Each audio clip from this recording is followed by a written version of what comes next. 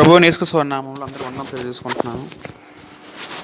పిల్లరా, మనము గత కొద్ది వారాలుగా మనము ఆరాధన గురించి నేర్చుకుంటున్నాం. గత వారం మనము సత్య ఆరాధన అంటే బైబిల్ మొత్తం 3 కాలాలుగా విభజిస్తాం. మనము పితరుల కాలము, మోషే కాలము, క్రీస్తు కాలం అని 3 భాగాలు డివైడ్ చేసుకొని ప్రతి కాలంలో ఏ విధంగా వర్షిప్ జరిగింది అనే అంశం నేర్చుకున్నాం. ఆల్రెడీ మనము పాత నిబంధన ధర్మశాస్త్రం అంటే పితరుల కాలంలో ఆరాధన ఏ విధంగా జరిగిందో నేర్చుకుని ఉన్నాం. ధర్మశాస్త్రం కింద, మోషే ధర్మశాస్త్రం కింద ఆరాధన ఏ విధంగా జరిగిందో మనం నేర్చుకున్నాం. తర్వాత యేసుప్రభువు వచ్చిన తర్వాత నిబంధన మారిపోయింది. పాత నిబంధన కొట్టివేయబడింది అని నేర్చుకున్నాం. కొత్త నిబంధన వచ్చింది. కొత్త నిబంధన కింద క్రైస్తవులు ఏ విధంగా వర్షిప్ చేయాలని మనము ఒక పార్ట్ నేర్చుకున్నాం. ఈ ఎపిసోడ్ మనం 2వ పార్ట్ పూర్తిగా నేర్చుకునే ప్రయత్నం చేద్దాం.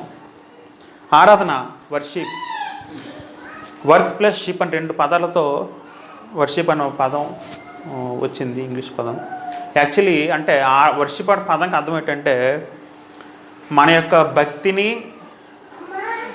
మన యొక్క గౌరవాన్ని, మనకు ఒబిడియన్స్ని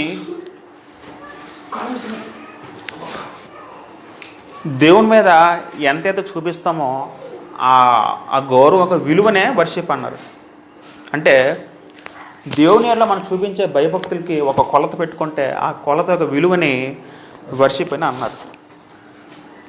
సాధారణంగా పాత నిబంధనలో వర్షిప్ అనే పదంకి శాఖ అనే పదం వాడబడింది.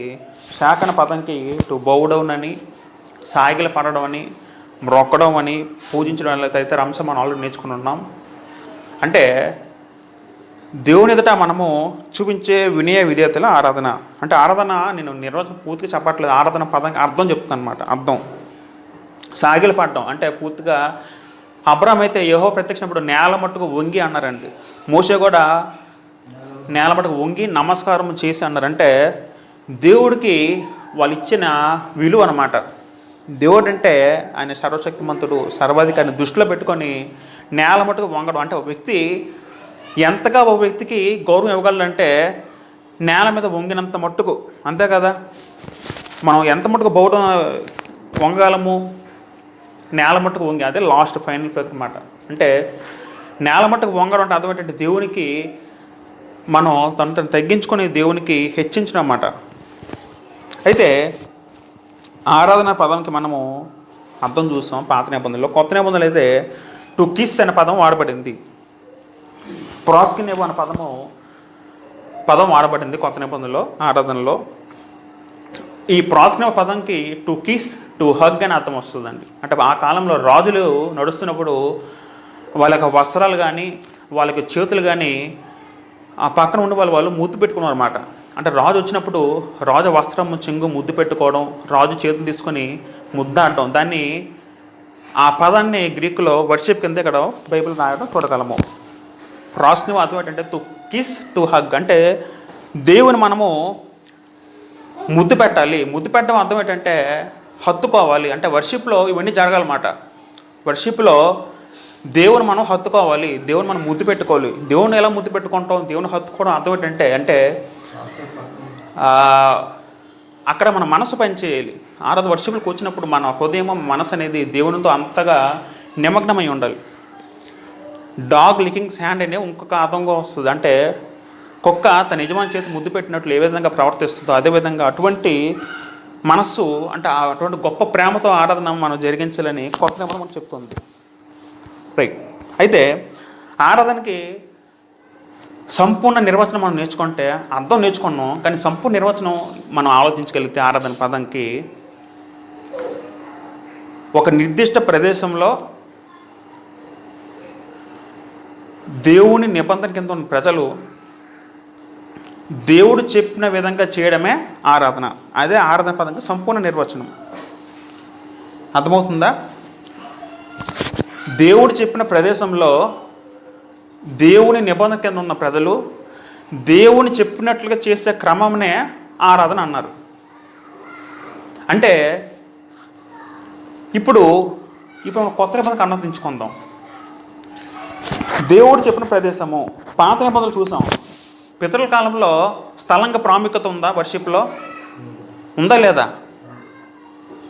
పితరుల కాలంలో స్థలంగా ప్రాముఖ్యత పితరుల కాలంలో లేదు, కానీ మోషే కాలంలో ఉన్నాయి. ఎందుకంటే మోషే కాలంలో ప్రత్యక్ష గుడారం ఎక్కడ ఉంటే అక్కడ వర్షిప్ చేయాలి, అది చేస్తేనే వర్షిప్ అయినట్టు. తర్వాత దేవాలయం వచ్చిన తర్వాత యెరూషలేములో వచ్చి జరిగిస్తేనే ఆరాధన జరిగించినట్టు, అది ధర్మశాస్త్ర కింద. కానీ కొత్త నిబంధన కాలంలో ఇంకా ప్రత్యక్ష ఒక నిర్దిష్ట ప్రదేశానికి అంటే ఒక ప్లేస్కి విలువ లేదు. ఎందుకంటే కొత్త నిబంధన కింద దేవుడు మరి ఒక ప్లేస్ అంటే సూచించలేదు, ఎక్కడైనా ఆరాధన జరిగించవచ్చు. ఒక మాట చదువుకుందాం. 1 తిమోతి 3:15 చదువుకుంటే, 1 తిమోతి 3:15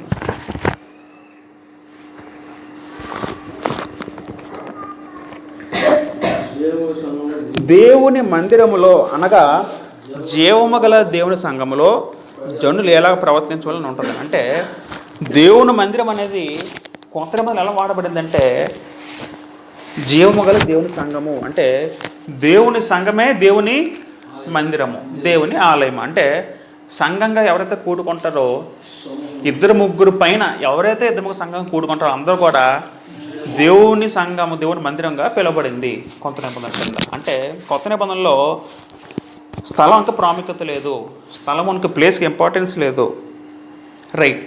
కాబట్టి దేవుడు కొడుకున్న స్థలం ఏంటంటే ఎవరైతే కూడుకున్నారో, 2-3 పైన ఎంతమంది కూడుకున్నారో అది జరిగేస్తే అది ఆరాధన అవుతుంది. తర్వాత ఈ కూడుకున్న జనులు కూడా వాళ్ళు ఎవరి కింద ఉండాలంటే వాళ్ళు నిబంధన కింద ఉండాలి. అంటే ధర్మశాస్త్ర కింద నిబంధన ఏంటి? ఇప్పుడు ఉదాహరణ పాత నిబంధన కాలంలో, పితరుల కాలంలో నిబంధన ఏంటంటే అబ్రాం వచ్చిన తర్వాత సున్నతి చేయించుకోవాలి. అబ్రాం వచ్చిన తర్వాత సున్నతి చేయించుకున్న వ్యక్తి మాత్రమే ఆరాధన జరిగించే పాత్రుడు. ధర్మశాస్త్ర కింద కాలంలో కూడా ప్రతి వ్యక్తి కూడా ఇశ్రాయేలీయులు సున్నతి చేసుకున్న వ్యక్తి మాత్రమే ఆరాధన చేయవలసిన అవకాశం ఉంటుంది.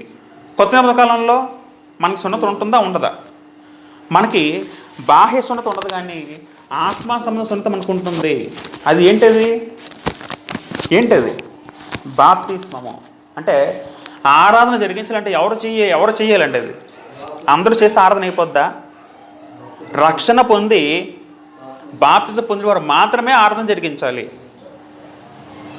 ఇంకా అర్థమవుతుందా? అంటే రక్షణ పొందేవారు మాత్రమే ఆరాధన చేయడానికి అర్హులు.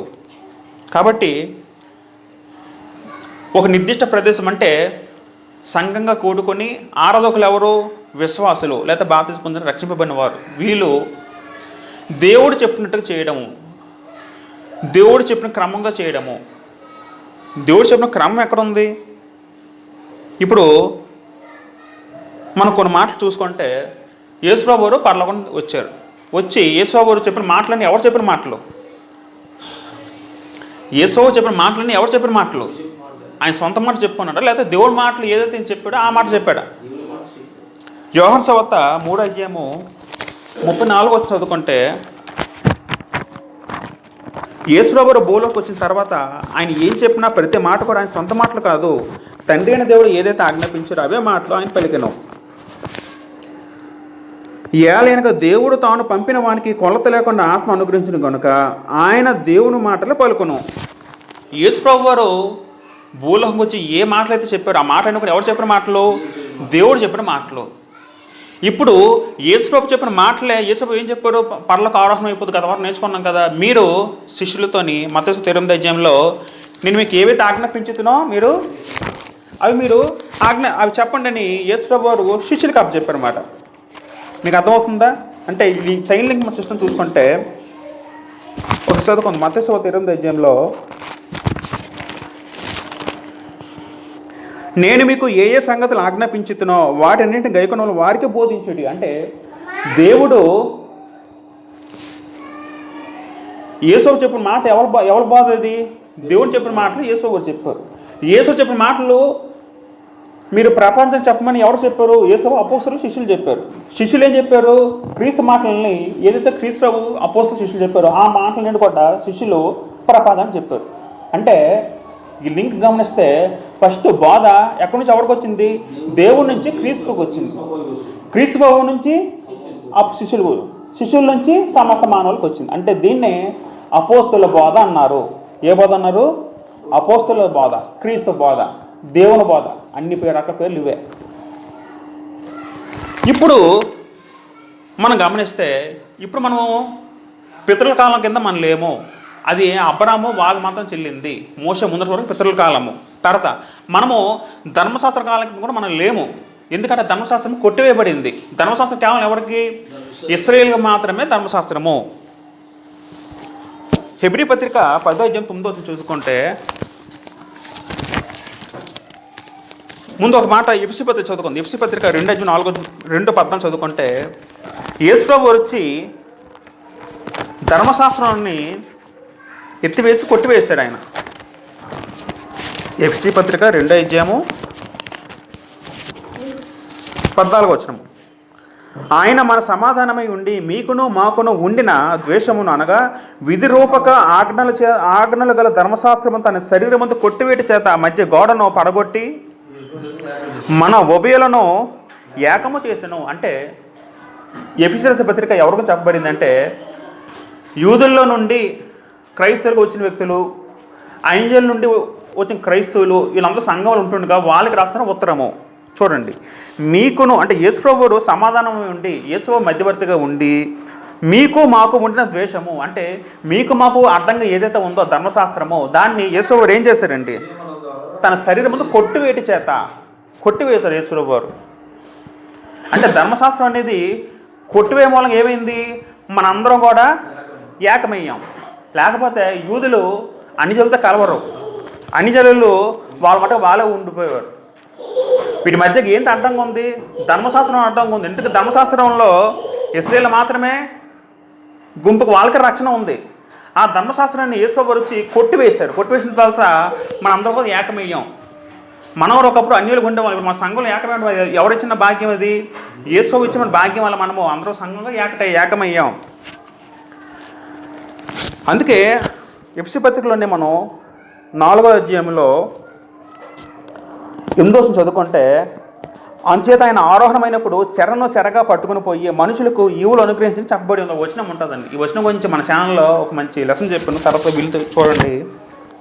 ఆయన ఆరోహణమైనప్పుడు యేసుప్రభువు శిలుమంద పొందిన తర్వాత ఆరోహణ తర్వాత చెరగా పట్టుకుని పోయి, అంటే మనుషులు పాపమనే చెరలో ఉన్నాము, తర్వాత మనుషులు ధర్మశాస్త్రం చెరలో ఉన్నాం. ఈ చెరని మనల్ని ఏదైతే బంధించిందో ఆ బందిని యేసుప్రభువు కూడా తీసుకెళ్ళిపోయారు.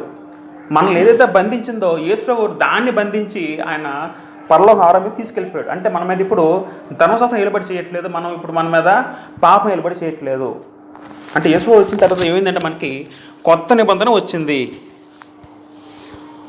మరొక మాట కూడా చదువుకుంటే హెబ్రీ పత్రిక 10:9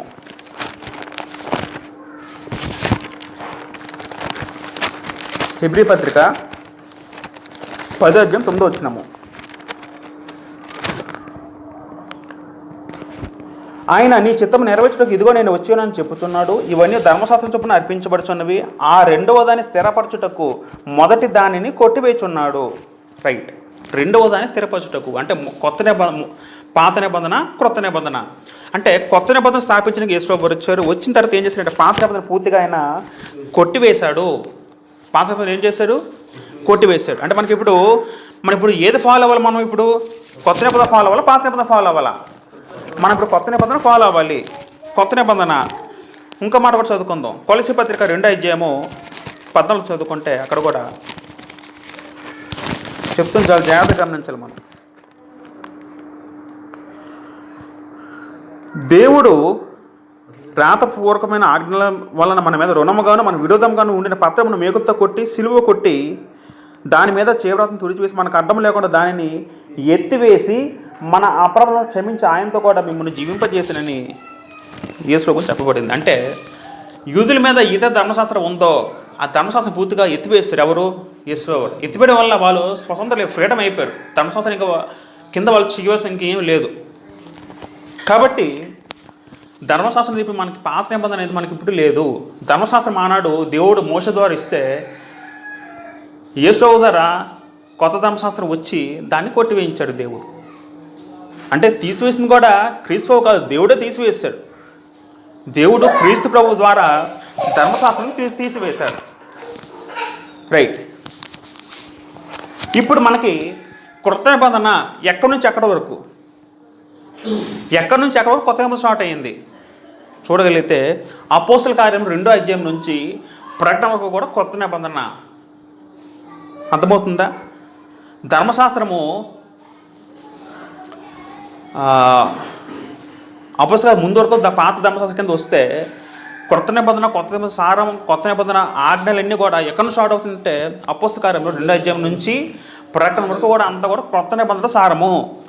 ఈ కొత్త నిబంధనలు ఏవైతే ఆజ్ఞలు ఉన్నాయో అదే మనం ఫాలో అవ్వాలి అంతే. మళ్ళీ పాతది చెరిపి వాళ్ళు చేస్తే కలిపి చెరిపి వారమే అవుతాం. కొంతమంది ఇప్పటికీ కూడా మళ్ళీ ధర్మశాస్త్రం పట్టుకుంటూ మళ్ళీ ధర్మశాస్త్ర పండుగలు చేస్తూ పెంతుకొస్త పండుగ చేస్తారు, పసగా పండుగలు చేస్తారు కొంతమంది.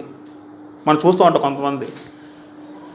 ఇంకా ఆ పండుగలు, ఆ దినములు, ఆ విశ్రాంతి మొత్తాన్ని గడిచిపోయి ఇప్పటికీ కూడా చాలామంది అవగాహన లేక సరిగ్గా తెలియక మళ్ళీ ఇప్పటికీ కొంతమంది విశ్రాంతి దినం పాటిస్తారు, సబ్బాత్ పాటిస్తారు, కొంతమంది పసక పండుగ చేస్తారు. అసలు పసక పండుగ ఏంటో అర్థం తెలియదు. పసక పండుగ బోర్డు పెట్టేస్తారు, తర్వాత పెంతుకోత పండుగ బోర్డు పెట్టేస్తారు. ఇవన్నీ కూడా అయిపోయాయి, ఇవన్నీ గతించిపోయాయి. ధర్మశాస్త్రం మొత్తం క్లోజ్ చేశాడు దేవుడు. క్లోజ్ చేసిన తర్వాత మళ్ళీ దాన్ని మనం ముట్టకూడదు, దానిలో తీయకూడదు. ఇప్పుడు మనం ఏది ఫాలో అవ్వాలంటే అపోస్తల కార్యం 2వ అధ్యాయం నుంచి ప్రకటన గ్రంథం వరకు ఏదైతే చెప్పబడే మాటలో అదే మనము ఫాలో అవ్వాలి. అలా ఫాలో అయితే మనం నిబంధన కింద ఉన్న జనులు అవుతాం.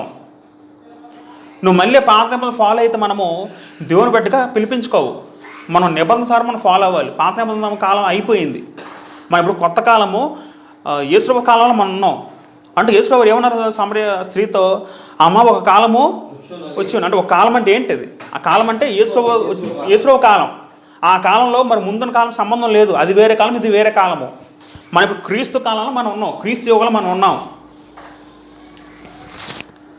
గలతీయులు ఒకసారి ఏం చేశాడు, గలతీయుల ప్రజలు వాళ్ళు క్రైస్తవులు సంఘాలు కూడిన తర్వాత వాళ్ళకి మళ్ళీ డౌట్ వచ్చి మళ్ళీ వాళ్ళు కూడా ధర్మశాస్త్ర ప్రకారం మళ్ళీ విశ్రాంతి దినంలో పండుగలు ఆచరించడం స్టార్ట్ చేశారు. గలతీయులు ఉన్న సంఘస్థులు ఆదివారం వాళ్ళు ఏం చేశారంటే మళ్ళీ పాత ధర్మశాస్త్రం తీసుకొచ్చి మళ్ళీ సంఘంలో తీసుకొచ్చారండి. అప్పుడు పౌలు వచ్చి వాళ్ళు గట్టిగా తిట్టినట్టు లేట ఒక పత్రికలో చూడగలం. గలతీ పత్రిక 4వ అధ్యాయం 8వ వచనం చదువుకుంటే, గలతీ చూడండి 10వ చదువుకుందాం. మీరు దినములను, మాసములను, ఉత్సవకాలమును, సంవత్సరంలో ఆచరించున్నారు. మీ విషయమై నేను పడిన కష్టం వ్యర్థమే పోవచ్చేమో అని మిమ్మల్ని గురించి భయపడుచున్నానని ఎవరు అంటున్నారు? ఇక్కడ పౌలు గారు అంటున్నారు. వీళ్ళకి ఎంత బోధ చెప్పినా మళ్ళీ వీళ్ళందరూ ఏం చేశారంటే మళ్ళీ పాత ధర్మశాస్త్రం వెళ్ళిపోవడం, మళ్ళీ ఆ పండుగలు ఆచరించడం, మళ్ళీ దినములు ఆచరించడం, ఇవన్నీ చూస్తున్నారు. ఎవరు ఆచరిస్తున్నారు అన్నాడు క్రైస్తవులు. అప్పుడు పౌలు గట్టిగా హెచ్చరించాడు పత్రిక ద్వారా, బాబు నేను మీకు ఎంత చెప్తాను మీకు అర్థం అవటం లేదు, నేను పడిన కష్టం వ్యర్థమైపోతుంది, మీరు ఇంకా ధర్మశాస్త్రం ఫాలో అవ్వకండి చెప్తున్నా, మీరు ఇంకా ఫాలో అవుతారంటే మిమ్మల్ని ఏమనుకోలేదు. పౌలు గట్టిగా హెచ్చరించడం మనం చూడగలము. చూసారా, నీ పడిన కష్టం వ్యర్థమై పోనేమో అంటే పౌలు ఎంతగా చెప్పాడో ఆలోచించండి. పౌలు ఒక విధంగా ఒకప్పుడు ధర్మశాస్త్రం కింద ఒక మంచి భక్తిపరుడు అండి. ఆయన యూద మరణంలో ఆయన మంచి భక్తిపరుడు. అలాంటి భక్తిపరుడే క్రీస్తు నమ్మిన తర్వాత ఇంకా వ్యర్థమని తెలుసుకొని దాన్ని విడిచిపెట్టి క్రీస్తులోకి వచ్చాడు, క్రీస్తు మార్గంలోకి వచ్చాడు. అటు పౌలు ఏం చెప్తానంటే మీరు ఇంకా మళ్ళీ ఆచరించకండి, అవన్నీ గతించిపోయి మళ్ళీ మీరు వెనక్కి వెళ్ళకండి అని పౌలు హెచ్చరించినట్టు సంఘం చూడగలం. కాబట్టి ఇప్పుడు మనం ధర్మశాస్త్రం కింద మనం లేము, మనము కొత్త నిబంధన కింద ఉన్నాము. అది మనం గమనించాలి. కొత్త నిబంధనలు ఏదైతే ఉన్నాయో అదే మనం పాటించాలి. మళ్ళీ మన పాత నిబంధనలు అవి టచ్ చేస్తే మనము దేవునికి విరోధంగా వెళ్ళే వారమే అవుతాం మనం. రైట్. ప్రియుల మనంతరికి ఏం చూసామంటే ఆరాధనకు సంపూర్ణ నిర్వచనం ఏంటంటే దేవుడు చెప్పిన స్థలంలో దేవుడు నిబంధన కింద ఉన్న ప్రజలు దేవుడు చెప్పినట్లు క్రమాన్ని చేయడమే ఆరాధన. అది సంపూర్ణ నిర్వచనం ఆరాధనకి. ఇప్పుడు దేవుడి మందిరం అంటే ఏం నేర్చుకున్నాం మనము? అది ఇంకా మందిరం మనకి లేదు, ఎరుసలేం మనకు లేదని నేర్చుకున్నాం. ఇప్పుడు మనందరం కూడా ఎక్కడైనా కూడుకోవచ్చు, ఎక్కడైనా మనం కూడుకోవచ్చు, ఎప్పుడు కూడాలో మనం ఆలోచిద్దాం తర్వాత. అంటే ఒక సందర్భం చూసుకుంటే కొలసి పత్రిక 4:15 తలంకే ప్రాముఖ్యత లేదని మనం కొన్ని వచ్చిన చూడొచ్చండి. కొలసి పత్రిక 4:15 చూసుకుంటే అక్కడ లవోదికలో ఉన్న సహోదరులకును నుంఫాకును వారి ఇంటనున్న సంఘమునకు వందనము చెప్పుడి. ఇంట ఉన్న సంఘము అంటే ఆనాడు జనులు ఎక్కడ కూడుకునేవారు? కొంతమంది డబ్బు ఉన్న వాళ్ళు ఒక స్థలం కట్టుకొని అక్కడ కూడుకునేవారు. డబ్బు లేని వాళ్ళు వాళ్ళ ఇంటిలోనే కూడుకునేవారు. ఇంటనున్న సంఘం అని స్పెషల్ చెప్పడం జరిగింది. అంటే సంఘం అంటే చర్చ్ కాదు, పెద్ద పెద్ద బిల్డింగ్ కాదు, కానీ అంటే ప్రతి కుటుంబము, ఎక్కువ మంది కుటుంబాలతో కలిసి ఒక దగ్గర కూడుకొని దేవుని స్తుతించడమే ఆరాధన. ఫిలిమోను పత్రిక కూడా అక్కడ కూడా ఇదే మాట ఉంటుంది, ఇంటనున్న సంఘం అని చూడగలమండి. రైట్. అయితే ఆరాధన అనేది పర్సనల్ వర్షిప్ ఒకటి ఉంటుంది, ఫ్యామిలీ వర్షిప్ ఒకటి ఉంటుంది, గ్రూప్ వర్షిప్ ఉంటుంది. అంటే మనం సొంతంగా చేసుకునేది ఏది అది కూడా ఆరాధన అవుతుంది. తర్వాత కుటుంబం పరంగా చేసుకునేది అది కూడా ఆరాధన అవుతుంది. కానీ అందరూ కలిసి సర్వసమూహం గుంపు కలిసి చేసుకుని అది ఆదివారం చేసుకునే ఆరాధన.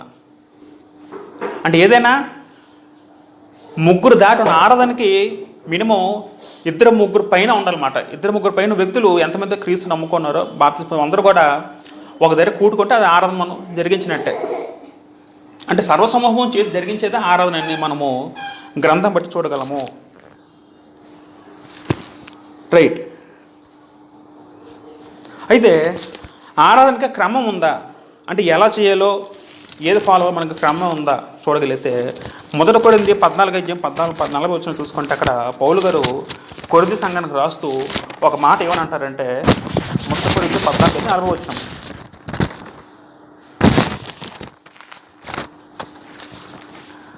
సమస్తమును మర్యాదగాను క్రమముగాను జరగండి.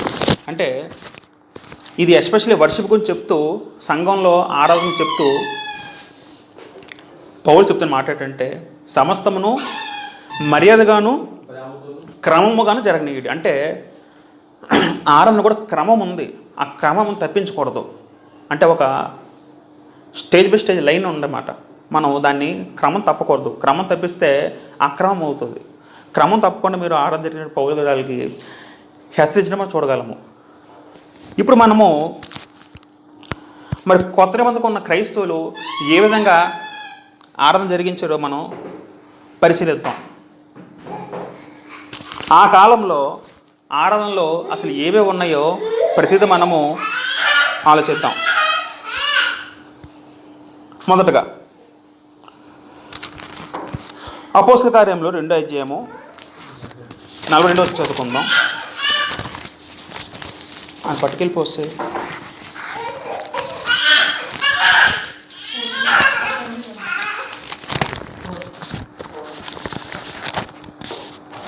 అపోస్తల కార్యం 2:42 వీరు అపోస్తలుల బోధ యందును సావాసమందును రొట్టె విరుచుట యందును ప్రార్థన చేయటందును ఎడతెగక ఉండిరి. అంటే వర్షిప్ ఆరాధన ఎలా క్రమం ఏ విధంగా మనం నేర్చుకుంటున్నాం. అందులో భాగంగా మొదటగా యేసుప్రభువు వెళ్ళిపోయారు. యేసుప్రభువు ఆరాధన తర్వాత శిష్యులందరూ కూడా ఏం చేశారంటే ఒక ఇంటి మేడ మీదకి ఎక్కి పరిశుద్ధాత్మ రాక గురించి ప్రేయర్ చేస్తూ వాళ్ళందరూ కూడా ఉన్నప్పుడు ఎప్పుడు ఏ రోజు అంటే అది పెంతుకొస్త రోజు. అప్పుడు ఏమైందంటే పరిశుద్ధాత్ముడు ఒక గొప్ప అగ్ని వంటి మెరుపు శబ్దంతో, పెద్ద గాలి వంటి శబ్దంతో పైనుంచి రావడం చూడగలము. అప్పుడు వీళ్ళందరూ కూడా పరిశుద్ధాత్మ శక్తి వీళ్ళందరూ కూడా అన్య భాష మాట్లాడడం సంఘటన మనం చూడగలము. అప్పుడే ఏమైందంటే ఆ తర్వాత పేతురు చేసిన ప్రసంగం చాలామంది మారువంతులతో రక్షణలోకి వచ్చారు. ఇంచుమించు మొదట 3,000 మంది చేర్చబడిని మనము వచ్చిన చూడగలం. అంటే మనం కొత్త నిబంధన చూసుకుంటే ఆరాధన ఏ రోజు చేసుకోవాలి అన్న పాయింట్ ఆలోచిద్దాం. ఆరాధన ఎప్పుడు జరిగించాలి? ఇప్పుడు మనము పాత నిబంధన విశ్రాంతి ఎప్పుడు పాటించేవారు? శనివారం పాటించేవారు, సబ్బాత్. ఇప్పుడు ధర్మశాస్త్రం కొట్టివేయబడింది కాబట్టి అన్ని కొట్టివేయబడ్డాయి, 1-2 కాదు. ధర్మశాస్త్రం ప్రతిదీ కొట్టివేయబడింది. ఇంక మనకు ఆజ్ఞ మనకి ఇంకా ఉండవు, మనకు ఫాలో అవసరం లేదు, కొట్టివేయబడింది. కాబట్టి మనం ఇప్పుడు మన క్రైస్తవులుగా ఇప్పుడు మనం ఎప్పుడు కూడుకోవాలి, ఎప్పుడు మనము ఏ రోజు కూడుకొని దేవునికి గుంపుగా కలిసి దేవుని ఆరాధించాలి ఆలోచించగలిగితే ఒక మాట చదువుకుందాం. అపోస్తల కార్యములు 20:7 చదువుకుంటే అక్కడ ఆదివారమున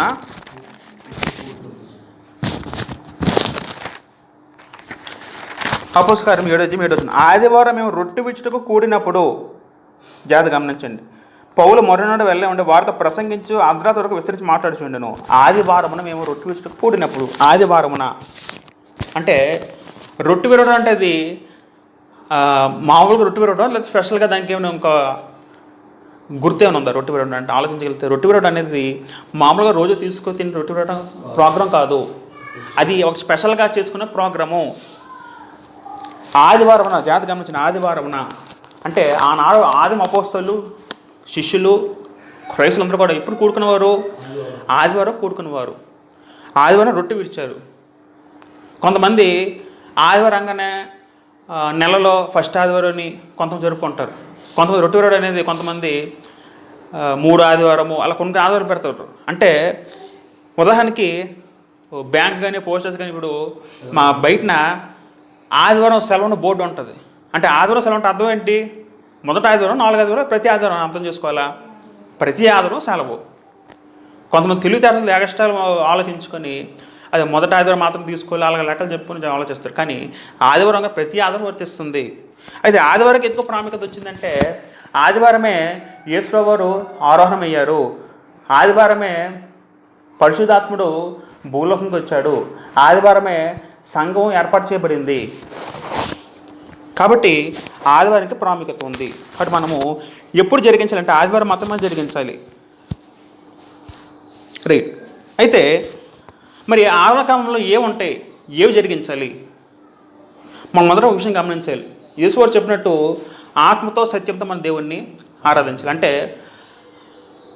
ఆరాధన మనం వచ్చిన తర్వాత అక్కడ ఏది జరిగించినా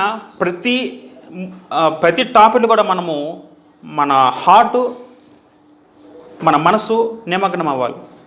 అంటే వర్షిప్ అయిన తర్వాత మనకి ఫీలింగ్ రావాలి, దేవుడు నేను ఆరాధన జరిగించిన ఆ ఫీలింగ్ మన మనసు, మన ఆత్మ కలగాలి. మనసు కాదు, మన ఆత్మ కలగాలి, శరీరం కాదు.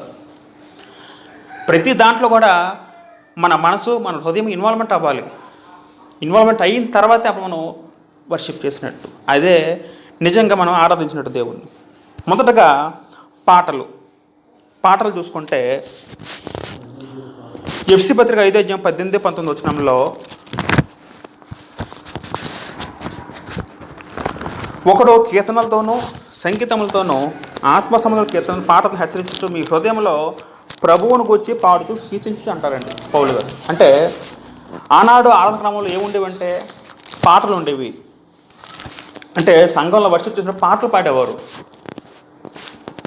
చూడండి, ఒకడు కీర్తనలతోనూ సంగీతంతోనూ ఆత్మ సంబంధ పాటలతోనూ హెచ్చరించచ్చు. అంటే సంఘంలో పాటలు పాడుతున్నప్పుడు ప్రతి పాట కూడా అందరూ పాడాలి, అందరూ తన పూర్ణ శక్తితో పాడాలి. పాడుతున్నప్పుడు భావం గ్రహించాలి. పాటల భావం కూడా అందరూ గ్రహించే విధంగా ఉండాలి. పాటల భావం అందరూ గ్రహించాలి, అందరూ కలిసికట్టుగా పాడాలి. పాట కూడా మనసుతో పాడాలంట. అంటే మనం పాడుతున్నప్పుడు మన గొంతు కాదు కానీ దేవుడు మన మనసును చూస్తాడు. పాడుతున్నప్పుడు మన ఇన్వాల్వ్మెంట్ ఉండాలి. మన హార్ట్ అనేది దేవుని ఉద్దేశించుకొని మన హృదయంలో పెట్టుకొని మనం ప్రభువుని ఉద్దేశించి మనం పాడుతూ ఉండాలన్నమాట. అలా పాడినప్పుడు మనము ఆత్మతో పాడినట్టు అవుతుంది. 1 కొరింథీ 14:15 చూసుకుంటే పౌలు గారు ఏమంటారంటే అక్కడ సంఘానికి రాస్తూ, కాబట్టి ఆత్మతో ప్రార్థన చేతును మనసుతో ప్రార్థన చేతును ఆత్మతో పాడుదును మనసుతో పాడును అంటాడండి. అంటే మనసుతో పాడడం అర్థం ఏంటి, ఆత్మతో పాడడం అర్థం ఏంటంటే పాడుతున్నప్పుడు మన హృదయం ఇన్వాల్వ్ అవ్వాలి.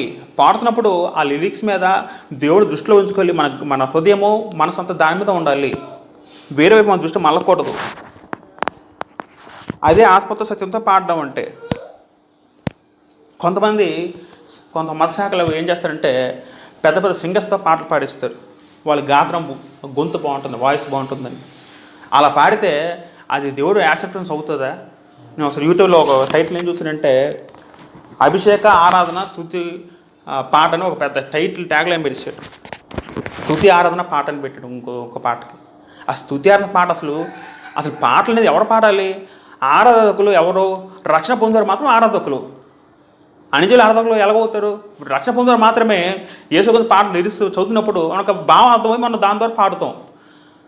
ఇప్పుడు ఎవరు బయట సింగర్ పాడవాడికి వాడికి భావం ఏం అర్థమవుతుంది? అసలు వాడి గొంతు బాగానే ఉంటుంది కానీ భావం అర్థమవుతుందా? దేవుడు మన గొంతును చూడ్డు, మన పాటలు మన మనసును చూస్తాడు అనే విషయం మనం జ్ఞానించుకోవాలి. కాబట్టి ఆ కాలంలో కూడా పాటలు ఉండేవి. ఇంకో విషయం చదువుకుంటే యాకోబు పత్రిక 5:13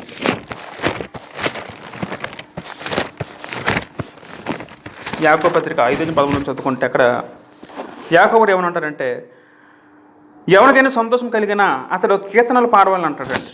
అంటే మనకి ఎప్పుడైనా సంతోషం కలిగినప్పుడు మనం చివరికి పని ఏంటండి? ఫస్ట్ పని దేవునికి పాటలు పాడడం, కీర్తనలు పాడటం. కానీ చాలామంది మనం మర్చిపోతున్నాం. మనము సంతోషం కలిగింది మనం ఫస్ట్ దేవునికి ఒక పాట పాడాలంట, కీర్తనలు పాడాలి. అంటే ఆ విధంగా దేవుని స్తుతించాలి. అంటే దేవునికి ఆ వర్షిప్ చేసిన క్రమంలో మొదటగా పాటలు ప్రథమ ప్రాముఖ్యత సంతరించుకుంటున్నాయి. దాంట్లో భాగంగా మనము ప్రతి కూడా మన ఆత్మతో పాడమని కొత్త నిబంధన మనకు చెప్తుంది. కొంతమంది వాయిద్యులు కూడా యాడ్ చేస్తారు, కానీ కొత్త నిబంధనలో ఏ వచనం చూసుకున్నా ప్రతి వచనంలో కూడా కీర్తనలు పాడినట్టే అని మనకి ఎక్కువ వచనాలు మనకి చూపిస్తున్నాయి. అంటే ఎక్కడ కూడా వాయిద్యాలు వాయించినట్టు మనకి ఎక్కడ రిఫరెన్స్ ఒక్క వచనం కూడా మనకు కనబడదు కొత్త నిబంధనలో. పాత నిబంధనలు బోర్డు ఉన్నాయి, ధర్మశాస్త్రంలో బోర్డు ఉన్నాయి, కానీ కొత్త నిబంధనలు మటుకు మనకి ఎక్కడ కూడా వాయిద్యాలు వాడించిన ప్రత్యేకంగా మనకి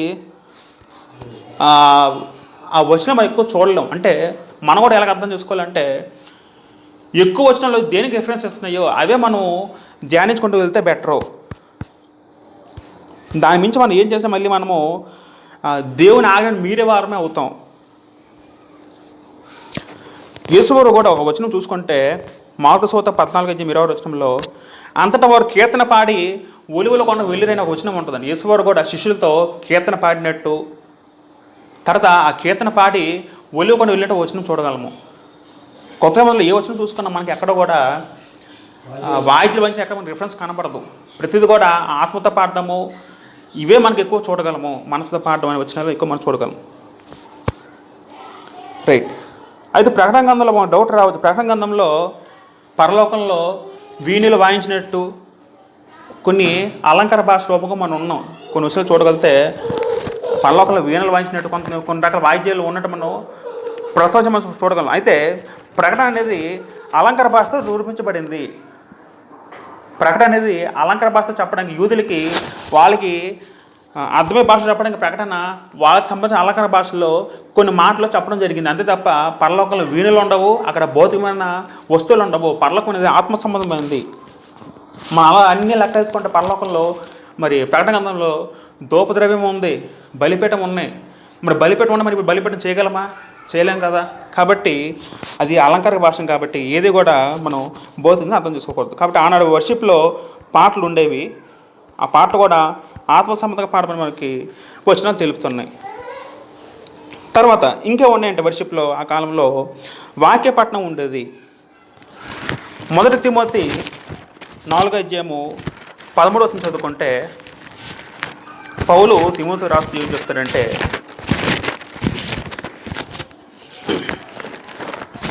1 తిమోతి 4:13 నేను వచ్చే వరకు చదువుట ఎందును హెచ్చరించుటెందును బోధించేందును జాగ్రత్తగా ఉండమని చెప్పడం జరిగింది. అంటే వాక్యపట్నము పాత నిబంధనలో ఉండేది. అంటే ఆ కాలంలో యాజకులు చదువుతుండేవారు, చుట్టూ జనులు వింటూ ఉండేవారు. కొత్త నిబంధనలు కూడా ఆనాడు జనులు ఆరాధన కూడినప్పుడు ఏముండేది? వాక్యపట్నం ఉండేది. అంటే లేఖనాలు చదివి వినిపించేవారు, లేకపోతే ప్రవచనం పలికేవారు. అంటే ఆ కాలంలో ప్రవచనం ఉండేది. అప్పుడు సంపూర్ణ బైబిల్ లేదు కాబట్టి ఇప్పుడు మనందరం కూడా వర్షిప్లో లేఖనాలు చదివి వారు బాగా అర్థం చెప్పి మనందరం కూడా ఆ వాక్య ప్రకారము జీవించడానికి మనము ఉండడానికి ప్రయత్నించాలి. రైట్. మొదట మనం ఏం చూసామంటే పాటలు చూసాము, రెండోది ఏం చూసాం మనము వాక్యం చూసాం, తర్వాత మూడోది ప్రార్థన కూడా మనము ఆనాడు సంఘంలో ప్రార్థన మెయిన్. ప్రార్థన ఎప్పుడు కూడా ప్రాముఖ్యమైన పాత్ర ఉంటుంది. అంటే మన వర్షిప్లో ఏముండాలంటే ప్రార్థన ఉండాలి. ఆనాడు ఆదిమ క్రైస్తవులు కూడా ప్రార్థన చేసేవారు.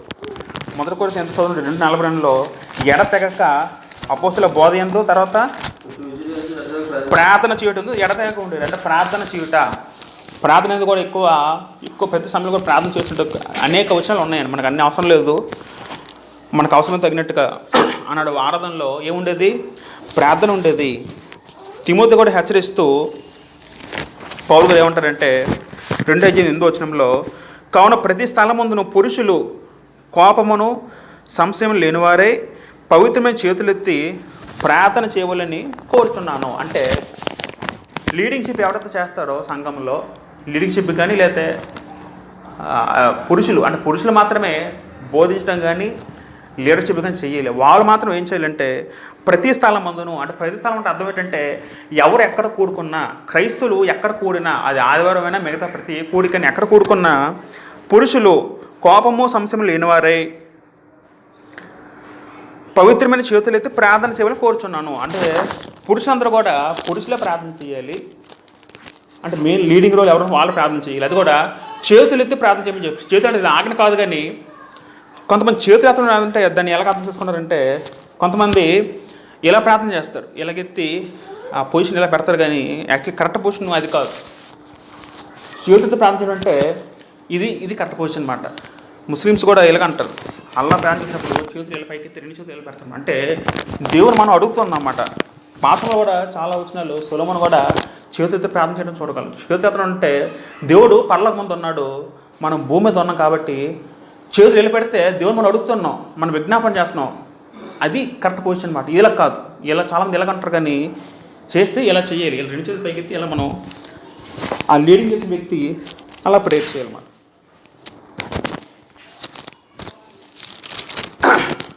తర్వాత జనులు ఉంటారు. అంటే సంఘంలో జనులు అందరూ ఏం చేయాలంటే మొదటి కొరింథీ 14:16 చదువుకుంటే నీవు ఆత్మతో స్తోత్రం చేసినప్పుడు ఉపదేశం పొందడం నీవు చెప్పిన గ్రహింపలేడు కనుక నీవు కృతజ్ఞత చెల్లించినప్పుడు ఆమెనని వాడు ఏలాగ పలుకున్నానని ఒక వచనం ఉంటుందండి. అంటే లీడర్షిప్ ఎవరైతే ప్రార్థన చేస్తున్నాడో సంఘంలో జనులందరూ కూడా ఆయనతో ఏకమై ఆ ప్రార్థనలో అంటే సొంతంగా వాళ్ళు పర్సనల్గా ఆరాధన చేసుకుంటూ సంఘాల మటుకు ఆఖరి ప్రార్థనని ఎవరైతే చేస్తారో దానికి అందరూ కూడా ఆమెనని అందరూ చెప్పాలన్నమాట. అప్పుడు చెప్తే అది వాక్యానుసారంగా ప్రార్థన అవుతుంది సంఘాలు కూడినప్పుడు. అంటే సంఘంలో ఏ చేసినా ఇండివిజువల్ పనికిరాదు. సంఘంలో పాటలు పాడినా కూడా అంత గ్రూప్గానే పాడాలి. ఇండివిజువల్ దేవుడు యాక్సెప్ట్ చేయడు. సంఘంలో అంటే అంత గ్రూప్గా చేసేదే. అంటే అందరూ ఒకటే చేయాలన్నమాట. ఒక్కటే చేయకూడదు, అందరూ ఒకటే పాడాలి, అందరూ ఒకటే ప్రార్థన చేయాలి. అది దేవుడు చెప్పిన ఉద్దేశం. గ్రూప్గా చేయాలి. మన ఇండివిజువల్ వర్షిప్లో సింగిల్గా చేసుకోవచ్చు, లేకపోతే కుటుంబ ప్రేయర్లు కూడా సింగిల్గా వర్షిప్ చేసుకోవచ్చు, సింగిల్గా ప్రేయర్ చేసుకోవచ్చు, పాట పాడుకోవచ్చు. కానీ గ్రూప్గా కూడినప్పుడు మటుకు సండే వర్షిప్లో కూడినప్పుడు ప్రతి ఒక్కరు కూడా ఇంకా ఇండివిజువల్స్ సొంతంగా మరి లేదు, అందరూ కలిసే పాట పాడాలి. ఒకరు ప్రేయర్ చేస్తే అందరూ కలిసి ఆమెనని చెప్పాలి. రైట్. తర్వాత మరొక ప్రాముఖ్యమైన ఇంకో అంశం ఏంటంటే ఇందులో మనం 3 అంశాలు నేర్చుకున్నాం: పాటలు, ప్రార్థన, వాక్యము. 4వది ఏంటంటే ప్రభురాత్రి భోజనము, ప్రభు బల్ల. మొదటి కొరింథీ 14:15 చదువుకుంటే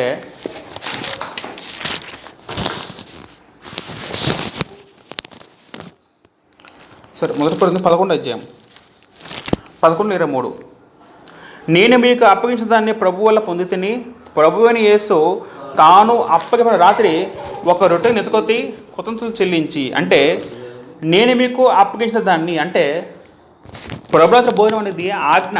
ఈ ఆజ్ఞ ఎవరు స్టార్ట్ చేశారు? యేసు వారు. అంటే చూడండి, నేను మీకు అప్పగించిన ప్రభు వల్ల పొందితిని అంటే పౌలు గారు ఈ ఆజ్ఞ ఎవరి ద్వారా పొందారు? యేసు ప్రభు ద్వారా పొందారు. అంటే అది ఆజ్ఞ. యేసు పౌలు గారు శిష్యులు చెప్తే వాళ్ళు కంటిన్యూ చేస్తారు. ఏంటి ఆజ్ఞ అంటే రొట్టె ద్రాక్షరసం అనేది అది ప్రతి ఆదివారం మీరు కూడినప్పుడు జరిగించాలి. అంతే దాన్నే రొట్టె విడుచుట అన్నారండి. ఇంతమంది చదువుకున్నాం కదా, ఆదివారం రొట్టె విరుచుట. కాబట్టి రొట్టె విరిచినది కేవలము ఆదివారం మాత్రమే జరిగించాలి. ఆదివారం ఎందుకు జరిగించాలంటే ఆదివారం మాత్రమే యేసుప్రభువు వారు తిరిగి లేచారు. అంటే ఆరాధనకి ప్రాముఖ్యత ఎవరి వాళ్ళు వచ్చింది? ఆదివారము యేసుప్రభువు వాళ్ళు వచ్చింది. ఆయన నా గురించి చనిపోయాన బాధతో, ఆ ఫీలింగ్తో అది మన మైండ్లో పెట్టుకుని మనం ప్రభుత్వ భోజనం ఆచరించాలి. దాన్నే ప్రభు బల్ల అన్నారు, ప్రభుత్వ భోజనం అన్నారన్నమాట. అది ఆశీర్వచన పాత్ర అని కూడా అన్నారండి ఇక్కడ. రైట్. కాబట్టి ప్రభుత్వ భోజనం కూడా మనము తప్పనిసరిగా తీసుకోవాలి.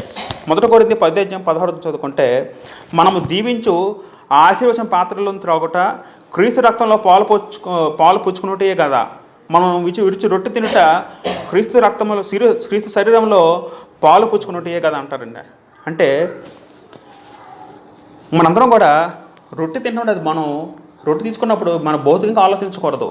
రొట్టె తీసుకున్నప్పుడు అది నా క్రీస్తు ప్రభువు, క్రీస్తు శరీరం నా గురించి చనిపోయాడని ఆ బాధతో తీసుకోవాలి. ద్రాక్ష తాగుతున్నప్పుడు కూడా క్రీస్తు ప్రభువు నా గురించి చనిపోయాడని ఆ ఫీలింగ్ ఆ మనసులో తెచ్చుకొని ఆ బాధతో, దుఃఖంతో అది జ్ఞాపకం చేసుకొని మనం అది తీసుకోవాలన్నమాట. అంటే ప్రభు వల్ల మనం ఆచరిస్తున్నప్పుడు, ప్రభు వల్ల పాల్గొంటున్నప్పుడు మనం ఏం జ్ఞాపకం చేసుకోవాలంటే, ప్రభువు నా గురించి చనిపోయాడు అనే విషయం మనం ఒక జ్ఞాపకం చేసుకోవాలి. అది జ్ఞాపకం చేసుకుని మనము ప్రభు బలలో పాల్గొనాలి. అది కేవలం ఒక రొట్టె ద్రాక్షరసం మనం చూడకూడదు. అది ప్రభు శరీరము ద్రాక్షరసమును ఆ ఉద్దేశంతో మనం తాగాలి. యోహాను సువార్త 6:54 చదువుకుంటే, నా శరీరం తిని ఆపండి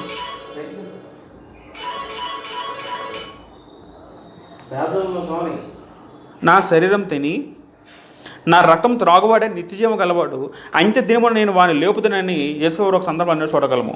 నా శరీరంతో నా రక్తం త్రాగువాడే అంటే చూడండి, ప్రభువు వల్ల ఎందుకు మనం పాల్గొనాలంటే అది యేసుప్రభువు శరీరం రక్తం వల్ల మనం భావించి మనం తీసుకోవాలి. లేకపోతే మనం తీసుకున్న వాడే అంత్య దినమున నేను వాడిని లేపుదును అంటే మన చనిపోయిన యేసుప్రభువు మనం లేపుతాడు. ఎప్పుడు లేపుతారంటే మనం ఇది జరిగించినప్పుడే. ప్రతి ఆదివారం కంపల్సరీ ప్రతి ఒక్కరు కూడా రొట్టె ద్రాక్షరసం తీసుకోవాలి. ఆరాధనకు వచ్చి ఆరాధన జరిగించి తీసుకోవాలి. అది ఆజ్ఞ, దేవుడు ఇచ్చిన ఆజ్ఞ, యేసుప్రభువు అపోజిట్ ద్వారా మనకి ఇచ్చిన ఆజ్ఞ. రైట్. అయితే 5వదిగా చూసుకుంటే కానుక, అర్పణ, చంద, వాటి గురించి ఆలోచిద్దాం. పితరుల కాలంలో చూసుకుంటే అబ్రాము, యాకోబు దశమభాగం ఇచ్చిన కొన్ని వచనాలు చూసాం పితరుల కాలంలో. ఒకసారి యాకోబు ఇచ్చిన మాట చదువుకుందాం. ఆదికాండము 8:22 చదువుకుంటే, యాకోబు 10వ వంతు ఇచ్చినట్టు ఒక వచనం ఉంటుంది. ఆదికాండము 28:22, మరి స్తంభముగా నేను నిలిపిన ఈ రాయి దేవుని మందిరమగును, మరి నీవు నాకు ఇచ్చి యావత్తులో 10వ వంతు నిత్యముగా నీకు చెల్లిదని మొక్కుకొనెను. నాకు వచ్చిన యావత్తులు కూడా 10వ వంతు ఇస్తున్నట్టు యాకోబు మొక్కుకున్నట్టు మనం వచ్చిన చూడగలము. మరి అబ్రాము కూడా మెల్కీసెదెకుకి తను కొలగొట్టు సొమ్ములో 10వ వంతు ఇచ్చినట్టు మనం చూడగలము. పితరుల కాలంలో 10వ వంతు అనేది ఆజ్ఞ కాదు, వాళ్ళ మనసుకు నచ్చినప్పుడు ఇచ్చేవారు అన్నమాట, ఎంత ఉంటే అంత. అంటే అప్పుడు ఆజ్ఞ లేదు. కానీ మోషే ధర్మశాస్త్రం వచ్చినప్పుడు ఆజ్ఞ వచ్చింది. ఏంటి ఆజ్ఞ? అది దశభాగం ఆజ్ఞ, కంపల్సరీగా ఇవ్వాల్సిందే, ఇంకా ఆప్షన్ లేదు. 1000 వస్తే 100 ఇవ్వడం, 1,00,000 వస్తే 10,000 ఇచ్చేయడమే నెల జీతంలో. ఇప్పుడు కొత్తలోకి వచ్చిన తర్వాత ఏమైంది? మన ధర్మశాస్త్రం మాకు లేదు కాబట్టి, లేవీలు ఇంకొకటి లేరు కాబట్టి ఇప్పుడు మనం ఎంత ఇవ్వాలి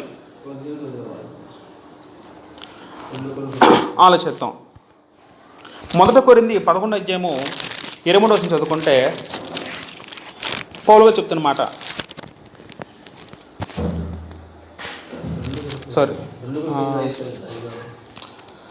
2 కొరింథీ 9:5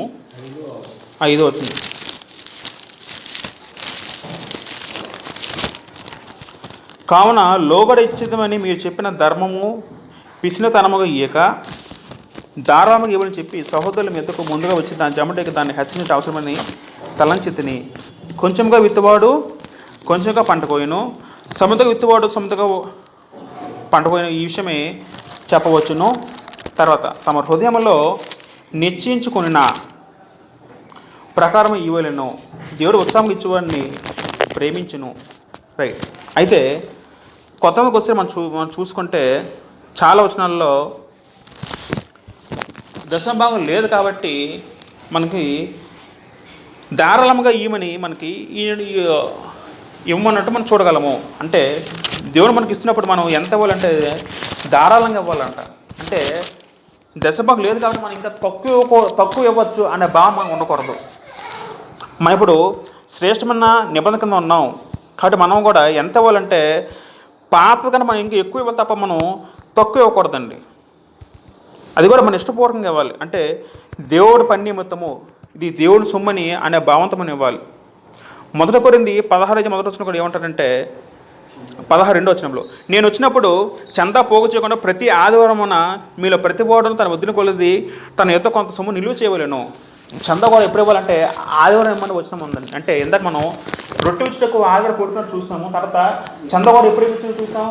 ఆదివారం. అంటే కానుకలు కూడా మనం ఎలాగివ్వాలంటే ప్రభువుకి వాక్యం ఏం చెప్తుందంటే సంఘంలో మనం మైండ్ ఫిక్స్ అయిపోవాలి. ఎప్పుడో శాలరీ వస్తుందో నా ప్రభుకి నా దేవుడికి ఎంత ఇవ్వాలని డబ్బులు పక్కన తీసుకొని ముందే డిసైడ్ చేసుకుని ఆ డబ్బులను మైండ్లో పెట్టుకుని అప్పుడు ఆదివారం వచ్చినప్పుడు ఆ డబ్బు మనం పోగు చేసుకుని నిల్వ చేసుకునే అమౌంట్ దేవుని దగ్గరికి ఇచ్చి మనము దేవునికి సమర్పించాలి. అది కానుక, అది చందా విషయం. ఆ చందా అనేది మరి సేవకులు అది సువార్తకు ఉపయోగించుకోవాలి, తన అవసరం నిమిత్తం వాడుకోవాలి. పరిశుద్ధుల అవసరం నిమిత్తం చందను ఉపయోగించుకునే వాక్యం మనకి సెలవిస్తుంది. రైట్. ప్రియుల మొత్తమే చూసుకుంటే మనం ఇంతవరకు కూడా ఏం నేర్చుకున్నామంటే క్రొత్త నిబంధన ఆరాధన క్రమం గురించి నేర్చుకుంటున్నాం. అందులో భాగంగా పాటలు అనేది నేర్చుకున్నాం, తర్వాత వాక్యపఠనం ఉందో నేర్చుకున్నాం, తర్వాత రొట్టె విచ్చుట, చందా, ప్రార్థన. అంటే ఇవన్నీ జరిగిస్తే ఈ 5 అంశాలు ఆరాధనలో కూడి వచ్చి జరిగిస్తే అదే అప్పుడు మన ఆరాధన జరిగించినట్టు. ఈ ఆరాధనలో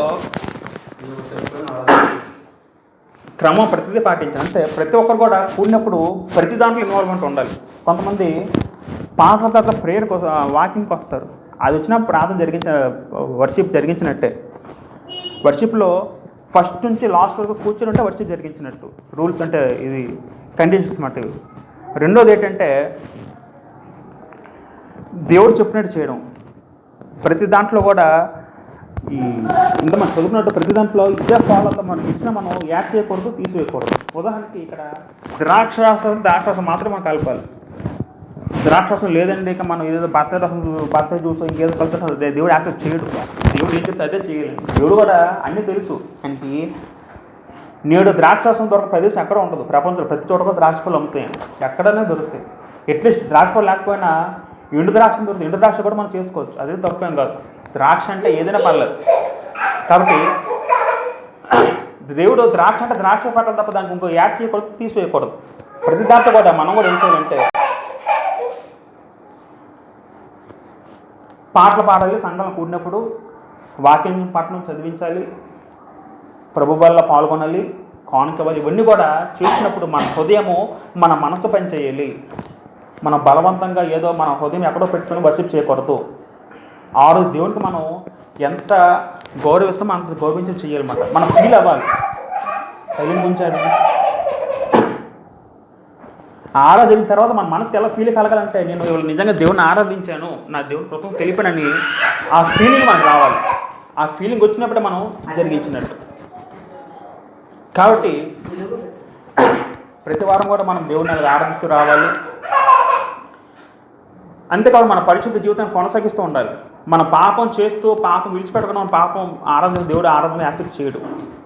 మన పాపరహితంగా జీవించి పరిశుద్ధత జీవించి దేవుడు చెప్పినట్టు ఆరాధన జరిగిస్తే అదే నిజమైన ఆరాధన క్రమం వస్తుంది. ఆ ఆరాధన మాత్రం దేవుడు యాక్సెప్ట్ చేస్తాడు. కాబట్టి దీంట్లో ఏది తీసివేసినా కలిపినా మనం అది దేవుని ఆరాధన యాక్సెప్ట్ అవ్వదు అని గుర్తుపెట్టుకొని